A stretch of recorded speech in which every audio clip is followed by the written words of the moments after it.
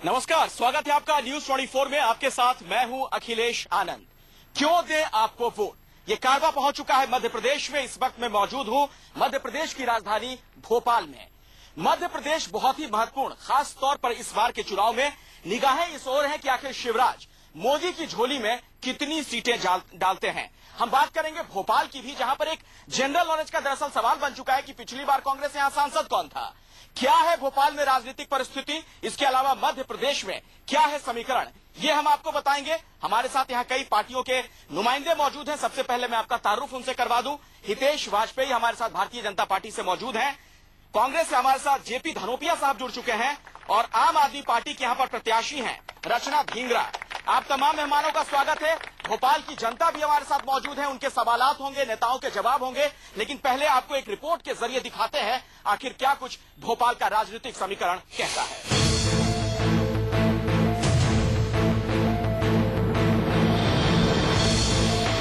क्यों दें आपको वोट, इस सवाल के साथ न्यूज 24 पहुंच चुका है हिंदुस्तान के दिल में बसे मध्य प्रदेश की राजधानी भोपाल। भोपाल लोकसभा सीट बीजेपी की सबसे सुरक्षित सीट मानी जाती है। शायद यही वजह है कि लाल कृष्ण आडवाणी अपनी सीट गांधीनगर छोड़कर भोपाल से लड़ना चाहते थे। दरअसल 1989 से कांग्रेस यहां से जीत के लिए तरसती आई है, इसलिए बीजेपी ने इस बार यहां किसी दिग्गज नेता को उतारने की बजाय मध्य प्रदेश के मुख्यमंत्री शिवराज सिंह चौहान के करीबी आलोक संजर को टिकट दिया है, जो बड़ा नाम तो नहीं है, लेकिन वो मोदी के नाम पर अपनी जीत तय मान रहे हैं। तो वही कांग्रेस ने भोपाल की सीट पर दिग्विजय सिंह के करीबी माने जाने वाले पीसी शर्मा को टिकट दिया है और आम आदमी पार्टी ने रचना ढींगरा को मौका दिया है। अमेरिका में पढ़ी लिखी रचना लंबे समय से भोपाल में गैस पीड़ितों के लिए लड़ाई लड़ रही है। बात करें 2013 में हुए विधानसभा चुनाव की, तो भोपाल की 7 विधानसभा सीटों में से 6 पर बीजेपी का कब्जा है और सिर्फ 1 सीट ही कांग्रेस की झोली में गई। मुद्दों की बात करें तो भोपाल शहर के नए इलाके जहां सुविधाओं से भरपूर हैं, वहीं अंदरूनी इलाकों के हालात बेहद खराब हैं। तो वहीं शिवराज सरकार के स्वशासन में साफ सफाई, क्राइम और महिलाओं के साथ छेड़छाड़ भी एक बड़ा मुद्दा है। अब देखना ये है कि 17 अप्रैल को भोपाल में मतदान के दिन यहाँ की जनता किस पार्टी को सपोर्ट करेगी। भोपाल बीजेपी का गढ़ माना जाता है। यही वजह है कि लाल कृष्ण आडवाणी ने भी यहां से चुनाव लड़ने की इच्छा जताई थी। हालांकि ये सीट बहुत ज्यादा हाई प्रोफाइल नहीं है, लेकिन फिर भी चूंकि बीजेपी का एक गढ़ है और राज्य की राजधानी है, जाहिर सी बात है कि चुनाव के नतीजे में मध्य प्रदेश में भाजपा के लाभ और हानि दोनों का आकलन यहीं से होता है। कैमरामैन कमलेश मालवी के साथ प्रवीण दुबे, न्यूज 24 भोपाल। जी हाँ, तो आपने इस रिपोर्ट के जरिए देखा क्या कुछ यहाँ पर राजनीतिक समीकरण है। और हितेश वाजपेयी जी, सबसे पहला सवाल आपसे ही मेरा, चूंकि भारतीय जनता पार्टी के आप नुमाइंदे हैं, पहले जरा ये बताइए कि कितनी सीटें आप लोग मोदी की झोली में यहाँ से डाल रहे हैं। देखिए, हमारा लक्ष्य इस बार 29 की 29 सीटों पर है। भारतीय जनता पार्टी 29 की 29 सीटें, ये तो कोई करिश्मा नहीं होगा। आप लोगों के लिए होगा। पर सर ये बताइए, पिछली बार जो विधानसभा के चुनाव हुए थे, उसके बाद लोकसभा के चुनाव हुए, 12 सीटें तब भी कांग्रेस ने हासिल कर ली थी। कमोबेश वैसी स्थिति इस बार भी विधानसभा में नजर आ रही है। क्यों इतना ज्यादा आपको विश्वास है? कहीं ज्यादा विश्वास तो नहीं है आपका ये? देखिए, मुझे लगता है कि पिछले 10 वर्षों में लोगों ने कांग्रेस को बहुत अच्छे से समझ लिया है। अच्छा। और साथ ही साथ पिछले 5 वर्षों में हम देखें बहुत परिवर्तन सुशासन को लेकर भारतीय जनता पार्टी के दृष्टिकोण में जो जनता के मन में है उसको लेकर आया। हमने प्रूव किया अपने आप को। अच्छा। और यही कारण है कि गत विधानसभा चुनाव हमने 2/3 बहुमत फिर से हासिल किया। अच्छा, मुझे ये बताइए, लोकसभा चुनाव की जब मैं बात कर रहा हूँ, यहाँ पर शिवराज फैक्टर है या मोदी फैक्टर है? यहाँ पर ओम नमो शिवाय का फॉर्मूला लेकर हम चल रहे हैं, क्योंकि अच्छा। शिवराज सिंह चौहान पिछले 10 साल से यहाँ पर अपने गवर्नेंस को लेकर जाने माने जाते हैं और मोदी जी। दरअसल देखिए, मैं सवाल आपसे इसलिए पूछ रहा हूं क्योंकि देश भर में हम लोग घूम रहे इसी कार्यक्रम के सिलसिले में, हर जगह पोस्टर पर नरेंद्र मोदी नजर आते हैं, लेकिन यहाँ शिवराज सिंह चौहान भी दिख रहे हैं समानांतर में। कहीं ऐसा तो नहीं नरेंद्र मोदी का मध्य प्रदेश में पता है केयर ऑफ शिवराज सिंह चौहान? बिल्कुल नहीं। नरेंद्र भाई मोदी हमारे प्रधानमंत्री पद के उम्मीदवार हैं। पार्टी ने जब इसका फैसला लिया तभी हम लोगों ने फॉर्मूला इजाद कर लिया था नमो शिवाय का। वोट किसके नाम पे मिल रहे हैं सर, ये बताइए? मोदी के नाम पे भी, शिवराज सिंह चौहान के नाम पे मध्य प्रदेश में ओम नमो शिवाय का फॉर्मूला है। दोनों। आप तो बनारस पहुंच गए सर। नहीं, बिल्कुल ओम नमः शिवाय कह रहे हैं। जेपी धनोपिया साहब कांग्रेस हैं। सर, आपका कोई यहाँ पर नाम लेवा नहीं बच रहा है। जो स्थिति नजर आ रही है, तमाम कांग्रेस के दिग्गज नेता ज्योतिरादित्य सिंधिया, कमलनाथ, दिग्विजय सिंह, सुरेश पचौरी, इसके बावजूद इतनी पतली हालत क्यों कांग्रेस की मध्य प्रदेश में? देखिए आनंद जी, सिर्फ ये कहने की बातें हैं, आपको लगता है पतली हालत है। 2004 सर देखिए, मैं आंकड़ों की बात कर रहा हूँ, आंकड़ों की जुबानी बात कर रहा हूँ। 70 के नीचे सिमट चुके हैं विधानसभा में आप लोग। 2004 में मध्य प्रदेश में यही मुख्यमंत्री शिवराज सिंह चौहान थे, यही प्रदेश अध्यक्ष नरेंद्र सिंह तोमर थे। हम 4 से 12 हुए थे। मैं ये तो नहीं कह रहा हम 12-36 होंगे, लेकिन दावे से कहता हूँ 12 से ज्यादा होंगे। कितने ज्यादा होंगे? ये तो 29 में 29 कह रहे हैं, आप क्या कह रहे 15 हैं? सीट तक जीतने का दावा करते हैं। लेकिन जब पहले ही 15 पे आप सिमट रहे हैं, तब तो पता नहीं कितनी। मैं झूठे वादे नहीं करता हूँ। ये लोग तो पार्टी खत्म हो चुकी है। बीजेपी में है कौन? सिर्फ मोदी। कांग्रेस में कौन है? कांग्रेस पार्टी है, अखिल भारतीय कांग्रेस कमेटी है। कांग्रेस 130 साल पुरानी पार्टी है। कांग्रेस के नेताओं की कमी नहीं है। कांग्रेस का इतिहास है कांग्रेस के देश में। लेकिन सर देखिए, अगर मैं आंकड़ों की जुबानी, देखिए भाषण अलग मसला है, भाषण अलग मसला है। भगवान की नकल करने वाले लोग हैं ये लोग। आप देखिएगा, इस मध्य प्रदेश की जनता बहुत समझदार है। इन लोगों को इस बात के लिए कोई जगह नहीं देगी। अगर आप सिमट गए 5 सीट तक, तो क्या माना जाए कि मध्य प्रदेश की जनता समझदार है, तो उसने आपको नकार दिया? मैं मध्य प्रदेश में दावे से कहता हूँ कि हम भारतीय जनता पार्टी से अच्छा प्रदर्शन करेंगे। भाभा अकेला ही नहीं मानता, लेकिन 14-15 सीटें हमारी जीतेंगी। अच्छा चलिए ठीक है, मैं दोबारा आपके पास लौटता हूँ। रचना धिंगरा, आप यहाँ से प्रत्याशी हैं भोपाल से, आपका क्या एजेंडा, आप कहाँ हैं अभी? मुझे लगता है ये इन फाइटिंग की बात करने के बावजूद हमें असल में विकास के मुद्दों पे बात करना चाहिए। वाजपेयी जी ने बहुत अच्छा कहा कि 10 साल से यूपीए सरकार को देखा है और लोग त्रस्त हैं, पर हमने तो यहाँ 10 साल से कैलाश जोशी जी को भी देखा है, उससे भी हम त्रस्त हैं। हमने 10 साल से शिवराज सिंह को भी देखा है, जिसमें हमने व्यापम घोटाला होते देखा है, खनन घोटाला होते देखा है, जहाँ हमने बच्चों के भविष्य बिकते हुए देखे हैं, जहाँ हमने रिलायंस पेट्रोल पंप आरपीएल को फायदा पहुंचाते हुए देखा है। हमारे साथ भोपाल की जनता यहाँ पर मौजूद है, कई टोपी वाले भी आम आदमी पार्टी से हैं। आपके क्या सवाल है? चलिए आपसे पहले मैं सवाल ले लेता हूँ। कोई सवाल है आपका? जी, हमारा सवाल दोनों से है। और कांग्रेस ने हमें गैस पीड़ितों को परेशान किया, आज तक मुआवजा नहीं दिलवाया, डाउ के साथ मिले हुए थे ये लोग। मेरा बीजेपी से भी सवाल है, शिवराज सिंह चौहान के सरकार, वो हमें मामा कहते हैं अपने आप को हमारा, आज भी वो कचरा जहरीला, आज भी हम जहरीली कचरे में सांस ले रहे हैं। यहाँ पर नरेंद्र मोदी के मास्क के साथ भी एक शख्स यहाँ पर मौजूद है, जरा मैं उनसे सवाल ले लूँ। आपका कोई सवाल? कांग्रेस के धनोपिया जी से सवाल करना चाहता हूँ कि आप सांप्रदायिक हम लोग को कहते हैं, तो सोनिया जी मुस्लिमों के नाम पर वोट मांगने के लिए इमाम बुखारी के पास क्यों गईं? बहुत ही महत्वपूर्ण सवाल है। सांप्रदायिकता का एक पहलू ये भी है। आपका कोई सवाल? चारा घोटाले से बड़ा घोटाला व्यापम घोटाला मध्य प्रदेश में हुआ है, तो क्या आलोक संजर जी ये हमारी इस बात का समर्थन करते हैं कि व्यापम घोटाले की सीबीआई जांच कराई जाए? हितेश वाजपेयी जी, सवाल सुन लिया आपने, जवाब दीजिए। देखिए, 2-3 विषय हैं। जहां तक व्यापम का सवाल है, ये पर्याप्त मात्रा में उछल चुका है और इसमें सभी गिरफ्तारियां हो चुकी हैं और स्वाभाविक है कि वे एक आपराधिक कृत्य था और उस पर कार्रवाई जारी है। मुझे एक चीज बताइए, क्या मध्य प्रदेश में विकास हुआ है? क्या आप मानते हैं? हाँ या नहीं में जवाब दीजिए। बिल्कुल, मध्य प्रदेश के तो शिवराज सिंह चौहान भी विकास पुरुष हुए ना? देखिए, मध्य प्रदेश बीमारू राज्य से आज निकलकर विकासशील राज्य बना है। आज मध्य प्रदेश वो राज्य है जो 1 लाख करोड़ से अधिक बजट। तो शिवराज सिंह चौहान विकास पुरुष है कि नहीं, ये मुझे बताइए। क्यों नहीं है? तो नरेंद्र मोदी को क्यों मानते हैं? शिवराज सिंह चौहान को भी प्रधानमंत्री का उम्मीदवार घोषित कर सकते थे आप लोग, मोदी ही क्यों? बिल्कुल, बहुत अच्छा सवाल है। Narendra Modi is first among equals. जो हमारे 5 मुख्यमंत्री हैं, उन 5 मुख्यमंत्रियों में से एक को प्रतिनिधित्व करना था। जब शिवराज जी को यदि मौका दिया जाता तो आप नरेंद्र मोदी के बारे में सवाल पूछते। तो आपका सवाल जायज है, लेकिन ये हमारा सामूहिक नेतृत्व है जिसने ये निर्णय लिया। चलिए एक चीज बताइए मुझे, आपके यहाँ गुटबाजी इतनी है, इस गुटबाजी के बीच कैसे लगता है कि जीत हासिल कर पाएंगे? आपके पार्टी के नेता कह रहे हैं कि यहाँ पर जो स्थिति है, तमाम जो कांग्रेस के नेता हैं वो कठपुतली बनाने में जुटे हुए हैं पार्टी को। देखिए, कोई गुटबाजी नहीं है। गुटबाजी की अफवाह उड़ाने वाले लोग हमारे मित्र हैं, विपक्ष। देवास के सांसद सज्जन वर्मा जी, हाँ, उनका ये स्टेटमेंट है जो मैं आपको सुना रहा हूँ जी। हाँ। कोई गुटबाजी नहीं, मैं यही कह रहा हूँ। एक गुट है कांग्रेस है, वो है उनके खिलाफ कार्रवाई कर दीजिए। वो क्यों बोल रहे हैं? आई नहीं ऐसा कुछ गुटबाजी वाली बात। उन्होंने ये बात कही है, कोट किया बकायदा उन्होंने। क्या कोट किया? आपके यहाँ गुटबाजी है, जबरदस्त गुटबाजी है, और कुछ पार्टी में ऐसे नेता हैं जो पार्टी पर कब्जा जमाने में जुटे हुए हैं, पार्टी का इस्तेमाल कर रहे हैं। उन्होंने ये कहा है कांग्रेस पार्टी में लोगों को काम करने के लिए एक साथ होना चाहिए। गुटबाजी वाली बात नहीं है। और गुट की बात करते हैं, गुट कहाँ नहीं है?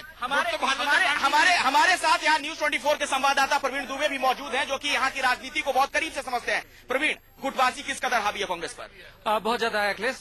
भले ही धनोपिया साहब यहाँ पे उसे जस्टिफाई कर रहे हो, लेकिन छत्रपों में बटी हुई है मध्य प्रदेश में कांग्रेस। अलग अलग इलाके हैं, अलग अलग लीडर के अंडर में है।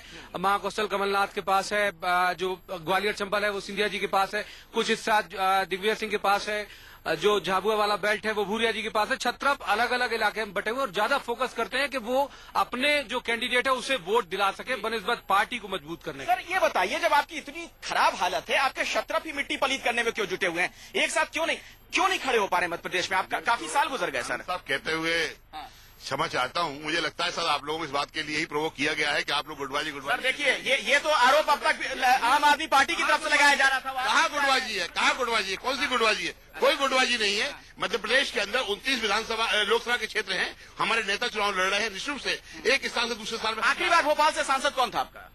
आखिरी बार हमारे केंद्र प्रधान जी थे। कब थे, किस साल? 89 में थे। 89 में थे, ये साल 2014 है। बाद यहाँ पर जिस तरह की परिस्थितियां बनी हैं वो आपके सामने हैं।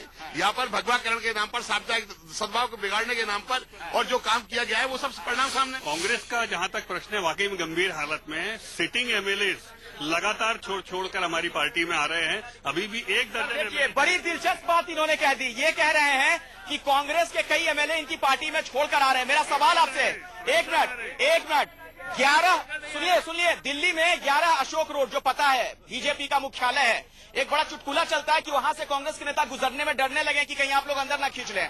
क्यों आखिर ऐसा? देखिए यहाँ के तो कांग्रेस के नेता घबरा गए हैं राहुल गांधी से और रात को फोन करते हैं कि हम आप सर कांग्रेस मुक्त भारत की बात करते हैं। आपके नेता, ऐसा लग रहा है कांग्रेस युक्त भारत बनाने जा रहे हैं। देखिए हमने जरूर सपना देखा था कांग्रेस मुक्त भारत का, तो कांग्रेस युक्त बीजेपी क्यों बना रहे हैं सर? लेकिन राहुल गांधी और दिग्विजय सिंह कांग्रेस मुक्त भारत बनाने में हमसे आगे बढ़ गए हैं। बड़ी तेजी से वहाँ से लोगों को रवाना कर रहे हैं। धनाधन कांग्रेस के नेता आपके यहाँ आ रहे हैं, फूल मालाओं के साथ स्वागत किया जा रहा है। देखिए जो हमारी विचारधारा लेकर आएगा, हम भारत बनाने निकले हैं, उसका स्वागत है। चाहे कोई भी हो, किसी भी पार्टी का हो, हमारी साबिर अली क्यों ना हो, हर जगह को वाल्मीकि बनने का अधिकार है इस देश में। अच्छा, और आपको इमरान मसूद की जरूरत पड़ जाती है? नहीं, इमरान मसूद वाली बात नहीं है।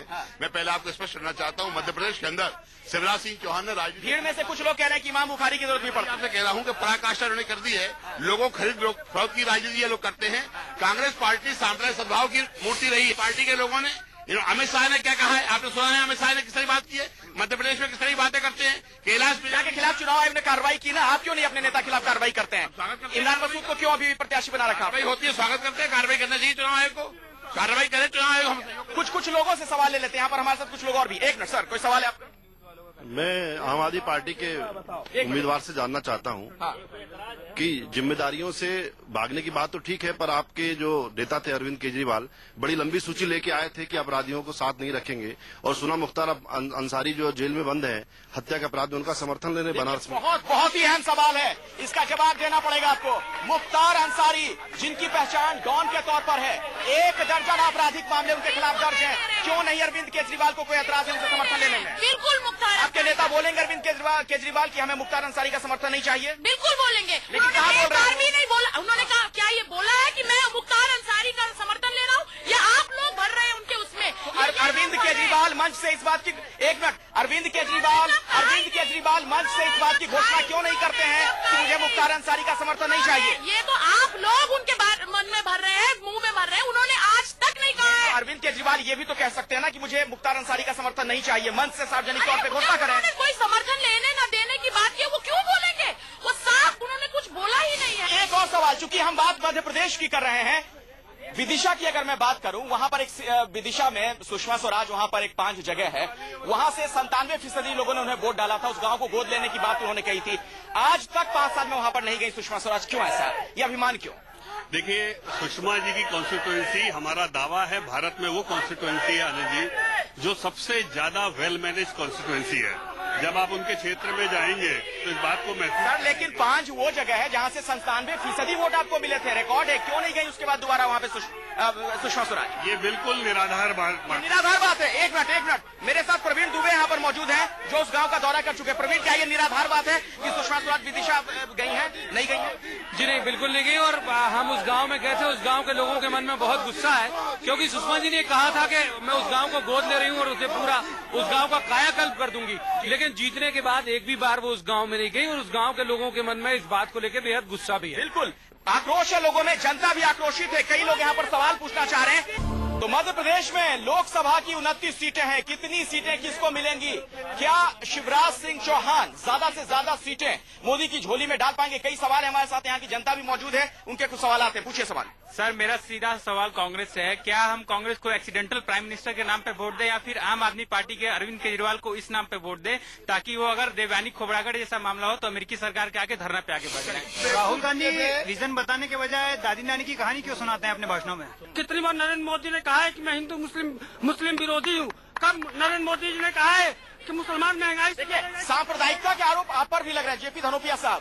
कांग्रेस भी एक तरह की सांप्रदायिकता कर रही है, हालांकि उसका थोड़ा रुख अलग है, दूसरा रंग दूसरा है। मैं आपको निवेदन करना चाहता हूं कि इमाम साई के पास जाना सांप्रदायिकता नहीं है। वोट मांगने हर व्यक्ति हर किसी पास जाता है। धर्म गुरु के पास जाना सांप्रदायिकता नहीं है। सांप्रदायिकता नहीं है। धर्म गुरु का राजनीति में क्या मतलब? देखिए, जिस तरह की बात राजनीति में मध्य प्रदेश के अलावा पूरे देश में नरेंद्र मोदी और भारतीय जनता पार्टी के लोग करते हैं, जब भगवान राम की आवश्यकता पड़ती है, भगवान राम को बीच में ले आते हैं कि विकास के आधार पर वोट मांगते हैं, फिर आपको राम कैसे याद आ जाते हैं? राम मंदिर का मसला मैनिफेस्टो में ले आते हैं आप।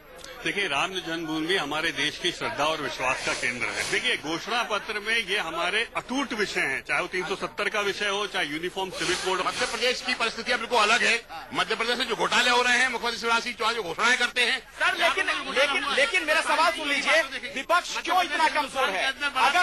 अगर यहाँ पर इस तरह की स्थिति है, अराजक माहौल है, तो विपक्ष कहाँ है? मामले में नंबर 1 है, कानून व्यवस्था दोष पड़ी हुई है। ये सारी परिस्थितियों को आप देखेंगे तो मध्य प्रदेश का आम मतदाता बहुत ज्यादा परेशान हो चुकी है। अरे विकास की बात कर रहे हैं, महिला हिंसा की बात करें, इस प्रदेश में शहर में सबसे ज्यादा है।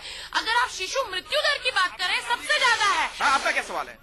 सर, मेरा ये कहना था कि शिवराज सिंह चौहान के यही एक उपलब्धि है कि हरियाणा को पीछे छोड़कर महिलाओं के अपराध में सबसे टॉप पे पहुंचा दिए है। क्या बोलना चाह रहे हैं? एसटीएफ ने इनाम रखा हुआ है लक्ष्मीकांत शर्मा। देखिए, ये आज का अखबार है, शिवराज सिंह चौहान के साथ बैठे हैं ये मंच पे। ये भ्रष्टाचार है। क्यों? हितेश वाजपेयी जी, इसका जवाब दे दीजिए। देखिए, ये बिल्कुल गलत बयानी है। उन पे किसी किस्म का कोई इनाम नहीं है, ना ही वो आरोपी हैं। तो नेताओं का क्या कहना है, क्या जवाब उनके हैं और क्या आरोप जनता लगा रही है, आपने सुन लिया। 16 मई को यह तय हो जाएगा कि आखिर मध्य प्रदेश की जनता किसे चाहती है और किस पार्टी को कितनी सीटें मिलेंगी।